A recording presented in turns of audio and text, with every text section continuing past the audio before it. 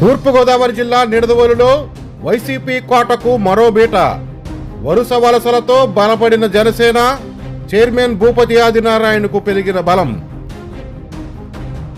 నిడదవోలులో పట్టు కోల్పోతున్న వైసీపీ అసలు నాయకుడు పట్టించుకోకపోవడంతో ఉన్న నాయకులకు తప్పని తిప్పలు.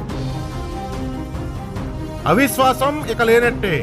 నాయకులకు కార్యకర్తలకు భరోసా కల్పించలేని స్థితిలో వైసీపీ. తమ నాయకుడు లేని చోట తాము ఉండబోమంటున్న కౌన్సిలర్లు ఒక్కొక్కరిగా జనసేనలోకి జంప్.